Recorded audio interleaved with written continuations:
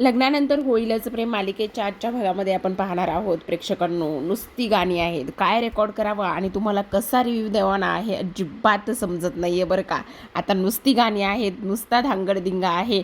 बघा ना, देशमुखांनी तर आता इकडे म्हणजे ह्या पोरांनी तर गरज केला आहे देशमुख फॅमिलीने. अक्षरशः मुंबईमध्ये इकडे ह्या पोरांची वरात काढलेली आहे. असो, आता आपण स्टेप बाय स्टेप सगळं काही एन्जॉय करूयात. मी सांगते, तुम्ही ऐकत राहा. आता सुरुवातीला इकडे काव्या आणि नंदिनी आलेले असतात.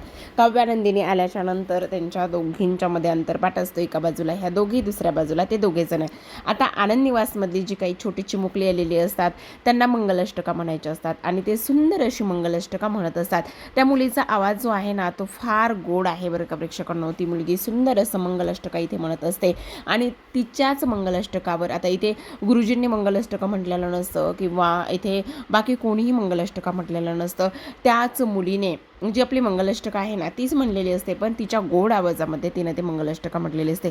खूप गोड आवाज आहे त्या मुलीचा आणि ती मंगलाष्टका म्हणत असते. पण मध्ये मध्ये काव्या जी आहे ती पार्थला पाहते, पार्थ जो आहे तो काव्याला पाहतो.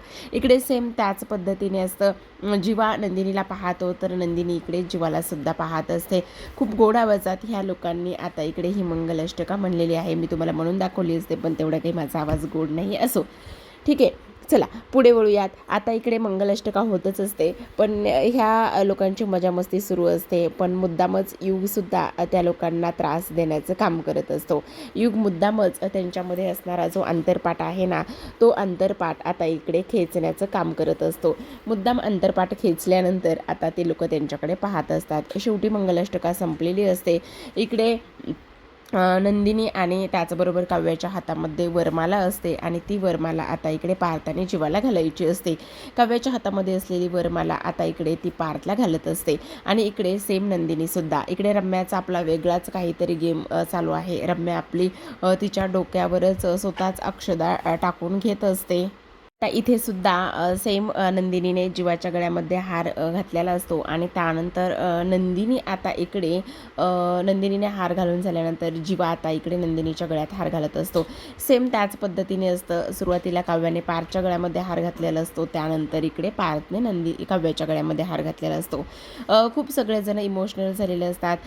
काव्याच्या डोळ्यामधून अश्रू ओघळत असतात. तिला खरं तर फार वाईट वाटत असतं. म्हणजे सुरुवातीचे दिवस म्हणजे जेव्हा लग्न झालं तेव्हा ते लग्न आठवत असतं, त्यानंतर लग्नानंतरचे ते क्षण आठवत असतात. ह्या सगळ्या गोष्टी आता इकडे काव्याला आठवत असतात. डोळ्यातून पाणी ओघळत असतं आणि आज तिच्यासाठी हा खूप जास्त इमोशनल असा क्षण असतो. आणि इकडे सेम त्याच पद्धतीने नंदिनीचं सुद्धा होत असतं.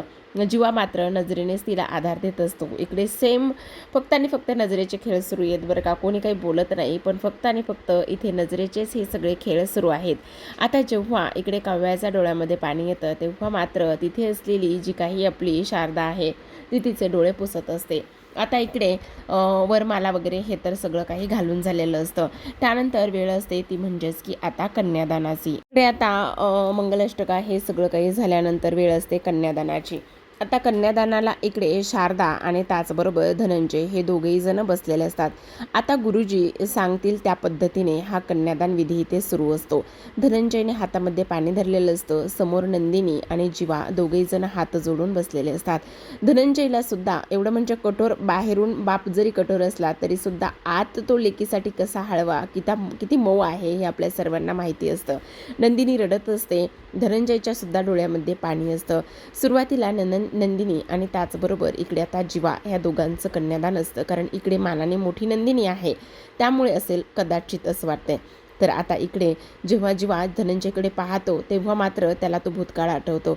कशा पद्धतीने इकडे आता हे कॅफे मिलेनमध्ये गेले होते, तिथे धनंजय आले होते आणि नंदिनी आणि जीवाला वेगळे करत होते. तेव्हा मात्र नंदिनीने सांगितलेलं होतं, नाही बाबा, मला जीवासोबत राहायचंय, मी जीवाला सोडून राहणार नाही आहे, मी जीवाला सोडून तुमच्यासोबत येणार नाही आहे. ह्या सगळ्या गोष्टी नंदिनीलासुद्धा, जीवालासुद्धा आणि त्याचबरोबर धनंजय ह्या दोघांनासुद्धा आता आठवू लागलेल्या असतात. आता जेव्हा ते चित्राचं कन्यादान करायला बसले होते त्यावेळेला जीवा रडला होता. आपला बाप स्वतःच्या काळजाचा तुकडा दुसऱ्यांकडे देतो तेव्हा त्या बापाचं काळीज किती तुटत असेल, ही गोष्ट जीवा बोलला होता आणि ती गोष्ट नंदिनीला आठवते आणि त्याच वेळेला नंदिनी पुन्हा रडायला लागते. इकडे धनंजयला आठवत असतं की मी नंदिनीला वेगळं करायला निघालो होतो, पण तेव्हा नंदिनीने स्पष्टपणे सांगितलं होतं, नाही बाबा, आता मला तुमच्याबरोबर यायचं नाही आहे, मला तुमच्यासोबत नाही राहायचं आहे, जीवा माझं सगळं काही आहेत. त्याच वेळेला धनंजयने असंही सांगितलं होतं की हो, अगदी बरोबर बोलतेस तू, जा, तुझ्यावर जीवापाड प्रेम करणाऱ्या तुझ्या जीवाकडे जा, असं म्हणून नंदिनीला धनंजयने जीवाकडे पाठवलेलं होतं. आणि तेव्हापासूनच ही जर्नी संपलेली असते त्यांची वेगळं राहण्याची आणि त्या 21 दिवसाच्या व्रताची. हे सगळं काही इथे होत असतं प्रेक्षकांनो. आणि ह्या सगळ्या काही गोष्टी इथे होत असताना आपण पाहतो की आता काही जरी झालं ना तरीसुद्धा इकडे हे लग्न तर अशा पद्धतीने पार तर पडलेलंच असतं. हे लग्न पार पडल्यानंतर आपण पाहतो की इकडे आता नंतर जो काही पार्थ आणि त्याच वेळेला काव्या ह्या दोघांचं सुद्धा आता इकडे कन्यादानाचा विधी इथे सुरू झालेला असतो. धनंजय आता समोर बसलेले असतात आणि ते सुद्धा काव्याचं कन्यादान करत असतात. त्यांना सुद्धा त्या सगळ्या गोष्टी आठवत असतात. मानिनी फार भावूक झालेली असते. मानिनी विचार करत असते की नाही नाही, ह्या सगळ्या गोष्टी किती इमोशनल आहेत, कारण मानिनीला लेक नाही आहे आणि मानिनीला लेक नसल्यामुळे आज ती ह्या दोघी तिच्या सुनांमध्ये लेक पाहते आणि त्यामुळेच आता इकडे मानिनीला सुद्धा भरून आलेलं असतं. आता इकडे शारदाचा हात धनंजयच्या हाताला असतो तर काव्या मात्र खूप इमोशनल झालेली असते. आतापर्यंत काव्या खूप हट्टी, त्याचबरोबर जीवा आणि काव्याचं हे सगळं काही समजल्यानंतर धनंजय मात्र बरेच दिवस तिच्यासोबत बोलत नव्हते. आज तो सुद्धा क्षण त्यांना इथे आठवत असतो.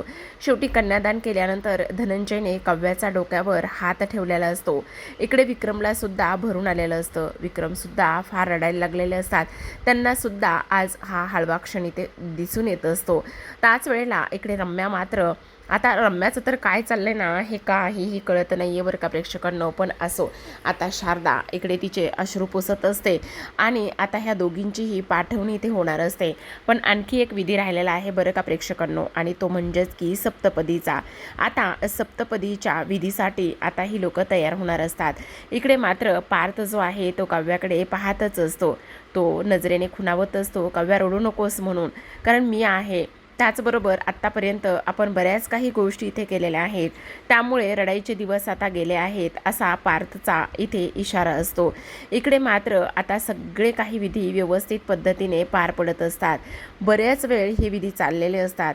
त्यानंतर वेळ असते ती म्हणजेच की मंगळसूत्रामध्ये हळदी कुंकू भरण्याची. आता जीवाच्या हातामध्ये नंदिनीसाठी बनवलेलं सुंदर असं साजेचं मंगळसूत्र असतं. जेव्हा तो मंगळसूत्रामध्ये हळदी कुंकू भरतो त्याच वेळेला जो गुड्डू आहे तो देवाकडे प्रार्थना करत असतो आणि आज तो देवाचे आभारसुद्धा मानत असतो. फायनली इकडे जीवा आणि त्याचबरोबर नंदिनी हे दोघेही जण एकत्र आलेत आणि हे दोघेही जण एकत्र आल्यानंतर हा त्याच्यासाठी फार आनंदाचा क्षण असतो. इकडे सेम पद्धतीने पार्थने सुद्धा काव्यासाठी बनवलेल्या त्या मंगळसूत्रामध्ये आता हळदी आणि त्याचबरोबर कुंकू हे दोन्ही भरलेलं असतं आणि त्यानंतर पार्थ आता ते मंगळसूत्र काव्याच्या गळ्यामध्ये घालणार असतो. इकडे सेम पद्धतीने जीवासुद्धा ते मंगळसूत्र हातामध्ये घेणार असतो आणि त्याने सुद्धा नंदिनीच्या गळ्यामध्ये घालायला सुरुवात केलेली असते. सगळेजण टाळ्या वाजवत असतात. सगळ्यांना ह्या सगळ्या गोष्टीचा फार आनंद होत असतो. इकडे जी काही काव्य आहे ती सुद्धा आनंदात असते, डोळ्यातून अश्रू उघळत असतात. आज शारदासाठी सुद्धा खूप आनंदाचा दिवस असतो. ती सुद्धा खूप आनंदात असते, पण कमाल दिसत असते. सगळ्यांनी आता ह्या चौघांचंही कोड कौतुक केलेलंच असतं. इथे मामासुद्धा आलेले आहेत बरं का गावाकडचे, ते सुद्धा दिसलेत आत्ता आपल्याला. त्यांचा काही सीन इथे लोकांनी दाखवलं नाही आहे, पण असो. आता जीवाने नंदिनीच्या गळ्यामध्ये मंगळसूत्र घातलेलं असतं. त्यानंतर वेळ येते ती म्हणजेच की सप्तपदीची. खरं तर प्रेक्षकांनो थोडंसं इथे खटकले बरं का. म्हणजे आता बघा ना, एवढ्या सगळ्या लग्नांचा घाट घातलाय, पण गाणे वाजवलेत. जर ह्याच लोकांनी एकमेकांना दिलेले वचनं बोलून दाखवले असते तर किती छान वाटलं असतं ना आपल्याला सुद्धा ऐकायला. म्हणजे जीवाने नंदिनीला काय वचन दिलं, नंदिनीने जीवाला काय वचन दिलं, पार्थने काव्याला काय वचन दिलं, त्याचबरोबर काव्याने पार्थला काय वचन दिलं, ह्या सगळ्या जर गोष्टी त्या लोकांनी बोलून दाखवल्या असत्या तर आपल्याला सुद्धा रिव्ह्यू द्यायला थोडंसं बरं पडलं असतं की नाही. असो, चला आता इकडे सप्तपदी घेत असताना ह्यांना काय इकडे आठवतंय ते बघा. इकडे नंदिनी जेव्हा रागवली होती तेव्हा जीवाने तिच्यासाठी बनवलेलं ते सँडविच आणि त्याच्यावर काढलेली स्माइली ते आठवतं. इकडे पार्थ आणि काव्या हे करत असताना जे काही तिचे गॉगल्स खराब झाले होते ते त्याने दुरुस्त करून आणून दिले होते ते तिला आठवतात. त्यानंतर इकडे नंदिनी पुन्हा सप्तपदी घेत असताना पुन्हा तिला सेम त्याच पद्धतीने जीवासोबत घालवलेला वेळ आणि त्या सर्व गोष्टी इथे आठवत असतात. एक एक करून हळूहळू एक एक करून 7ही सप्तपदी हे इकडे घेत असतात. आता इकडे आपली रम्या मात्र विचित्रच कंडिशनमध्ये अडकलेली असते. पण रम्या एका मुलाला तिचा धक्का लागतो आणि तो मुलगा तिच्याकडे पाहतो आणि म्हणत असतो, हाय हॅलो, काय अहो तुम्ही लग्नमंडपात आहात, जरा बघून चालता येत नाही का? त्याच वेळेला रम्या म्हणत असते, एक मिनिट, तुम्हाला बघून चालता येत नाही आहे का? हे लग्नघर आहे आणि असा धक्का मारताय. बाय द वे तुम्ही खरं तर सिंगल आहात का? तेव्हा रम्या म्हणत असते, हो मी सिंगलच आहे, पण मनाने मी मॅरिड आहे. काय? तुमचं नाव काय? माझं नाव रम्या. तुमचं नाव काय? माझं नाव राजा. मी सुद्धा सिंगलच आहे. तसं तर माझं नाव ना धनराज आहे. त्यावेळेस रम्या म्हणत असते, हो का? तुमचं नाव धनराज आहे. मग धनराजच्या नावामध्ये किंवा धनराजच्या आयुष्यामध्ये नक्कीच कोणती तरी एखादी राणी येईल, तुम्ही काळजी करू नका. त्याच वेळेला तो म्हणत असतो, अहो मग मी तेच सांगतोय तुम्हाला, मी सिंगल आहे ना. त्यावेळेला रम्या म्हणत असते, अहो मी सुद्धा तुम्हाला तेच सांगते, मी सुद्धा सिंगल आहे, पण मनाने मी मॅरिड आहे. मी आणि आत्ता ज्या मुलाचं लग्न होतंय ना, आम्हा दोघांचं लहानपणीच लग्न झालेलं आहे. त्यामुळे मी आता लग्न करणार नाही आहे, मी ऑलरेडीच मॅरिड आहे. त्याच वेळेला राजा म्हणजेच धनराज म्हणत असतो, हो का? तर खरं तर प्रेक्षकांनो, हा राजा म्हणजेच धनराज हा एका सिरियलच्या प्रमोशनसाठी इथे आलेला आहे आणि तुम्हाला येणाऱ्या पुढील काही दिवसात एक सिरियल आपल्या ह्या स्टार प्रवाहावर दिसणार आहे आणि त्याचंच प्रमोशन करायला हा राजा इथे आलेला आहे. तर आता रम्या तिथून निघून गेल्यानंतर हा म्हणत असतो, बापरे, आत्तापर्यंत सिंगल मुली मी ऐकल्या होत्या, पण मनाने मॅरिड मुली आहेत हे मी काही ऐकलं नव्हतं. हे थोडंसं कन्सेप्ट हा जो आहे ना तो वेगळाच आहे. पण असो, आपल्याला काय करायचं आहे, आपण कामाशी काम. असो, तर इकडे आता सप्तपदीकडे वळूयात. त्यांचं प्रमोशन तर झालेलं आहे बहुतेक, पण सप्तपदीकडे वळल्यानंतर इकडे आता जीवानंदिनी सप्तपदी घेत असताना त्या कब्बशीमधून आवाज काढत पित असतानाचा तो क्षण त्या दोघांनाही आठवतो. आवाज काढत असताना माणूस किती रिअल आहे ह्या सगळ्या गोष्टी नंदिनीने त्याला सांगितलेल्या होत्या. जेव्हा काव्याचं लग्न पार्थबरोबर झालं होतं तेव्हा मात्र काव्या बाथरूममध्ये जाऊन शॉवरखाली उभी राहिली होती आणि थंड पाण्याने आंघोळ करत होती. त्याच वेळेला पार्थ धावत जाऊन तिला बाहेर काढलं होतं आणि तेव्हा मात्र काव्याने तिला स्पष्टपणे सांगितलं होतं, डोंट टच मी. इकडे आता दुसऱ्या बाजूला सगळं काही हे आठवत असताना जीवा आणि त्याचबरोबर इकडे काव्या, जीवा आणि त्याचबरोबर नंदिनी ह्या दोघांनासुद्धा आठवत असतं, मी जेव्हा माहेरी गेले होते तेव्हा डार्लिंग रिक्षा घेऊन जीवा आला होता आणि त्याच वेळेला डार्लिंग रिक्षा घेऊन जीवा आल्यानंतर त्याने 21 दिवसाचं ते व्रत घेतलं होतं. इकडे आता जो काही पार्थ आहे त्या पार्थने मूव्ही नाईट प्लॅन केला होता. त्यावेळेला त्याने पॉपकॉर्न आणले होते आणि त्याच वेळेला काव्याने त्याचे गाल पकडले होते आणि तुम्ही किती क्यूट आहात ओ देशमुख असं म्हटलं होतं. तो क्षण काव्याला आठवतो. इकडे दुसऱ्या बाजूला जेव्हा नंदिनी किचनमध्ये स्वयंपाक बनवत होती तेव्हा जीवावर ती ओरडलेली होती. पुरी आणि श्रीखंडाचा बेत होता. त्यावेळेस पुऱ्या तळत असताना इकडे नंदिनीला फार गरम होत होतं. त्याच वेळेला इकडे आता जीवाने तिला एक ट्रिक सांगितली होती आणि ती ट्रिक म्हणजेच की फ्रीजमध्ये काहीतरी आहे ते घेऊन ये. जेव्हा नंदिनी फ्रीज उघडायला जाते त्यावेळेस तिला फ्रीजचा थंडावा लागतो आणि ती ट्रिक इकडे नंदिनीच्या चेहऱ्यावर हसू आणून गेलेली असते. दुसऱ्या बाजूला मूव्ही बघत बघतच काव्या पार्थला खांद्यावर डोकं ठेवूनच झोपलेली होती. तो सुद्धा क्षण इथे आठवत असतो. इकडे आता नंदिनी आणि जीवा जेव्हा बाहेर गेले होते त्याच वेळेला नंदिनीला पाऊस लागत होता आणि त्याच वेळेला इकडे ती कशी जीवाच्या जवळ गेली हा क्षणसुद्धा इकडे आता आठवू लागलेला असतो. हे सगळं काही होत असताना सप्तपदी हळूहळू संपत आलेली असते. अक्षरशः शेवटचाच इथे आता सप्तपदी राहिलेला असतो आणि त्यावेळेला काव्यालासुद्धा बरंच काही आठवत असतं. कशा पद्धतीने नाही नाही म्हणता म्हणता लग्नानंतर प्रेम झालेलं आहे आणि पुन्हा आता प्रेमानंतर लग्न ही लोक करत आहेत हा सुद्धा क्षण आता आठवू लागलेला असतो. जेव्हा ती लोक बाहेर चालली होती तेव्हा मात्र पार्थने त्याच्यासोबत गाडीत नाही यायचं तर मग ठीक आहे, मी तुमच्यासाठी रिक्षा घेऊन येतो.